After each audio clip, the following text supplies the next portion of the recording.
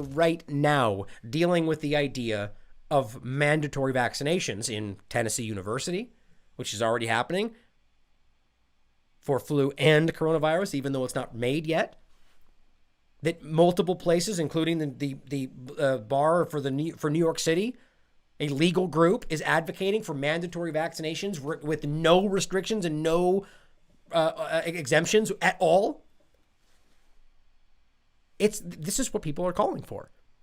So it should become incredibly relevant to realize that of all people, the National Institute of Health claims joint ownership of the Moderna coronavirus vaccine. Well, that's a very nice way to frame that headline, because it doesn't make it clear that they made this deal before this all started. That seems to be pretty that's a big deal. So, the National Institute of Health may own intellectual property, that undergirds the leading coronavirus vaccine being developed by Moderna. Again, remember when I just told you guys way back when they were acting like there was some kind of a race? We really believe that Moderna is not going to be the choice. It's obvious how much connection it has to this administration and everybody else involved. So here we have, again, a weird and obvious conflict of interest where the very group that's going to be deciding which one seemingly has an investment. I mean, I wonder what they're going to do. It gets even worse as you look through this. This according to documents that they have, which all this will be included for you to see for yourself, as always. Here's the document. Here's actually one of the pages that stood out to me. Confidential Disclosure Agreement. The amendment number 3, Non-Disclosure Agreement, NIAID, is made as of the 17th of August, 2017 by the Moderna and the Vaccine Research Group. Now, it says, because the federal government has its actual stake in this vaccine, it could try to make the vaccine a free or low-cost public good with the wide distribution if the product turns out to be safe and effective. I mean, are you kidding me? Think about the way that this is being spun. So because they have a profit motive, that means that they could try to just make it free and public good. Like, this is bending over backwards to try to make it like, we know because the U.S. government is a force for good and freedom that they'll when they have an opportunity to wildly profit, that they'll just dash it and say, no, we're going to give it to everybody for freedom. I mean, this is when you know that this is when you make a note that Bob Herman has sold out. That's what he's trying to sell you this as. And you'll wait for the point. The big picture, he says, the NIH mostly funds outside research, but it also often invents basic scientific technologies that are later licensed out, which, by the way, is a huge issue for why there's so much conflict of interest. When you allow these people to essentially profit from the very things and patent the very things that they're making for the general interest of the public using your tax dollars. You realize that, right? So they're taking your money to make this and then patenting it and making it theirs. Shouldn't it be the collective property of the American people? Yeah, but see, that's the problem. And they pretend like this makes it more honest. No, it makes it more fraudulent. It says they mostly fund outside research, but it often also invests basic scientific technologies that later licensed out and incorporated into drugs that are sold at massive profits. Oh, you don't say. The agency rarely claims ownership stakes or pursues patent rights, right? That's very important. So they rarely, if ever, do this. But that appears to be different with this coronavirus vaccine. So the thing that they basically never do is now happening. Okay, that's interesting in and of itself. Now it says, we do have some particular stake in the intellectual property behind Moderna's coronavirus vaccine, according to the director of NIH, Francis Collins. Like, what a flimsy way to say that. Yeah, we do have some little bit of stake in here and there. Yeah, you have a very big stake in there. NIH and Moderna have researched, get this, this is the big point. NIH and Moderna have researched coronaviruses like MERS for several years, which we already know. He's saying that to make it seem like it's more normal, and signed a contract this past December. Let's make sure this is clear. That stated, and this is, quote, mRNA coronavirus vaccine candidates are developed and jointly owned by the two parties. The contract was not specific to the novel coronavirus, of course, and it was signed before the new virus had been sequestered.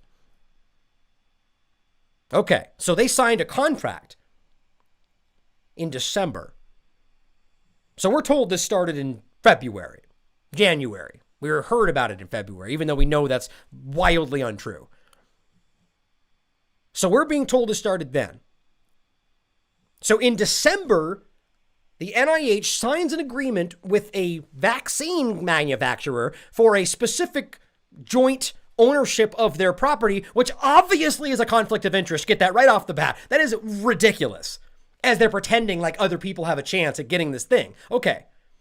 So they signed this thing before it starts, but guess what? It was specifically in regard to not just coronavirus in general, not COVID-19, so we're told, but just coronaviruses, but then also specifically with mRNA vaccines, which, by the way, just so happens to be Moderna's actual stock representation abbreviation. Moderna's abbreviation on the New York Stock Exchange is mRNA. Okay, so they're signing a contract to make a vaccine for coronaviruses using mRNA technology, which has never been done before, which has never been tested on people, which they've never succeeded for. But 2 months before we get to where we are with this thing, they sign a contract, which they never do, for a vaccine that they've never made before and tested effectively on the one type of virus that just so happens to be the next thing. And they sign a deal that makes them profitable. I don't know. I mean, guys, you could argue that, yes, they were trying to do this because coronaviruses were acknowledged as the next thing. Fine. So why did they sign a contract for this in regard to the two parties having joint ownership over this, which is apparently what they've never really done before? Or at the very least, very infrequently. And they do this right before this begins in regard to a vaccine that they've apparently never succeeded at making. It appears to me that they knew something, that they saw something. That's my take on it. At the very least, this is yet another example of foreknowledge. That they knew it, that something was happening. Now remember, the idea of, proprietary info, the idea this is supposed to be a secret agreement. But this becomes even more relevant, doesn't it? Remember this? We talked about this already. We talked about this back in April. U.S. alerted Israel and NATO to disease outbreak in China in November. Don't I always tell you that the Israeli media tends to brag about the things that this is the idea. And the U.S. government would never say this. But the Israeli media, which, by the way, this absolutely happened because we already pointed out that the Pentagon also warned Donald Trump early. We also pointed out that Alex Azar went to him even in January and said, hey, this is going on. And all he wanted to talk about was vaping. Remember that? That was a direct quote. Okay, so the U.S. alerted Israel and NATO to whatever was going on in China in November. So then when you understand the idea that they say, well, they didn't tell us in February and that ruined everything, doesn't make any sense at all. But you have to realize if they knew in November and then 1 month later, Moderna with Donald Trump's National Institute of Health, which means he's aware this was happening, signed a contract for the very thing that would prove to be the number one asset 5 months later. You just can't miss what's going on here. Of course, you could choose to make it into something that it's not. You could. But that would be grasping at straws while you have a very clear picture backed up by evidence, backed up by documentation, backed up by the Pentagon's own information. That's irrational. Now, it goes on to say, separately, 4 NIH scientists have filed for a provisional patent application entitled 2019 nCoV vaccine. According to disclosures in the pending scientific paper, Moderna scientists co-authored the paper, but none are listed as vaccine co-inventors. So they have a patent for it. Again, the thing that you paid for with your tax dollars, they patent. So let's not pretend like there's not a very clear profit motive. And remember that Dr. Fauci himself already said that these people who have an interest in these vaccines, the scientists who work on these, they get a direct cash bonus when these things get chosen. He said that himself. He said that makes it clear, or the article says that makes it clear. The government and the public have a stake in the coronavirus vaccine. A health law and policy researcher, he said, quote, the vaccine would not exist without the intellectual contributions of federal scientists. Sure, using your tax dollars, Americans, so it's not theirs. Sure, their name goes on it. That's all that they really ultimately want. But in regard to saying now they get to profit off of it, patent it, be decide where it goes? No, the American people should be deciding how this gets applied. He says what they're saying, NIH said in a statement that its scientists created the stabilized coronavirus spike proteins for the development of vaccines against coronaviruses, which sounds very, very, very similar to the things they did to make it dangerous, including SARS-CoV-2. And the government consequently has sought patents to preserve the government's rights to these inventions. Yeah, the government's rights to the things that you paid for.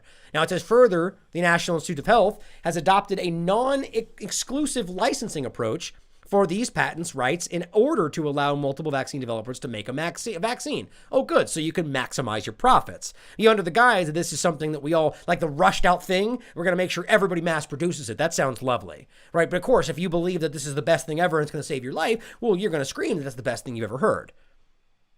Despite the fact that we just looked over what has happened before when they've done this, but who cares about that? You're killing people if you don't wear your mask. NIH added that federal employees listed as investors on these patent applications assigned their rights to the U.S. government. Say that again. Federal employees, which could be anybody from the executive branch to anybody, listed as inventors on these patent applications assigned their rights to the government.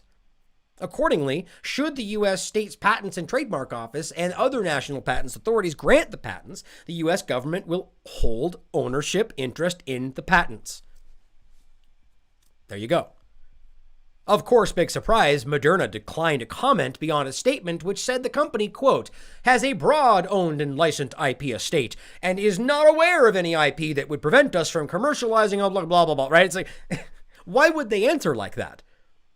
Why wouldn't they just say, yeah, because there's nothing illegal or surreptitious going on. We're working for the freedom of the country. We're working to save everybody and the government's helping, right? Why would they answer in such a weird, benign, why did they answer like that? I think it's because there's something very nefarious going on. Then it says, according to the writer of Between the Lines, Razivi says co-owning the vaccine could allow NIH to more broadly license the underlying technology to other vaccine manufacturers without the consent of Moderna. In a way, you could argue that means they kind of screwed Moderna out of what's going on, or the people that invented it, a company that is valued at $25 billion despite having no federally approved drugs in the market. Yeah, doesn't that seem weird? A company that basically does nothing except, they're valued at $25 billion. A company that is very, very suspicious, as well as one that we're going to get to in a moment that basically barely existed before they threw billions of dollars at it, which now is basically falling apart. There's a lot of profiteering going on. The bottom line, it says, many experts anticipate a coronavirus vaccine. Once proven safe and effective, how is that going to happen? Do you realize how stupid it is that once proven safe and effective? They're openly saying that they were already saying, I just showed you the clip, but he said that most people are saying that we'll never have a foolproof vaccine. Okay, so that means it's not safe. If it's not working the way it's supposed to work, that means there's going to be side effects, as well as the fact that we don't even know what these mRNA gene editing vaccines or even the DNA ones that also manipulate your genetic code will ultimately do. Because you know what? We've never actually tested it on people over a long period of time. But yeah, sure, once it's proven safe and effective, which means that they tell us that and then they make us take it, would be made as widely available as possible. I mean, we're really going to pretend like they're going to go through extensive trials and tests? No, they're going to make it. They're going to do something very quick, which they're already doing in Africa, and they're going to say, yep, we're good, right? We're good. Just like they pretty much always do, just like they did before they gave you that vaccine with regard to the flu that ended up not working at all. They said it was good, it's tested, we're safe, and it ended up being a lie. And it says, and that developers aren't likely to seek big profits from it. Does anybody buy that? Right? I mean, so because of that, they're going to say that they won't try to we have never seen this level of profiteering. So let's pretend like it's not going to be that we won't see that same level on the most profitable aspect of this whole thing. Partial federal ownership could be a backstop if those assumptions don't bear out. Yeah, because we can all trust that the government will be the one to act rationally. So, remember, as I closed that on accident, they were warned beforehand. So that stands to reason that all these things that we know were happening and building were because they knew it was coming. At the very least, that means that they took action from November all the way until February. Maybe building their narrative, maybe planting things in Iran, right? I mean, we saw all these stories from beforehand. Bottom line is they lied to you. And that's probably why we see other things like this. Where, oh yeah, guess what? That whole hand washing thing that Apple came out with, pretending they made it for you because of COVID-19. Oh, guess what? They built it years ago. Why did they keep it secret till now? Maybe it was because that it just happened to coincide with this, another of a long line of coincidences, or it's because there's been a long overarching concerted effort across a lot of different entities, companies, and government aspects that have driven this to this point. This could just be an interesting coincidence, but it's hard to miss how many of these things we're seeing where they were doing this way before we got here. I just hope that people are willing to consider that it could be that. That's really all that it comes down to.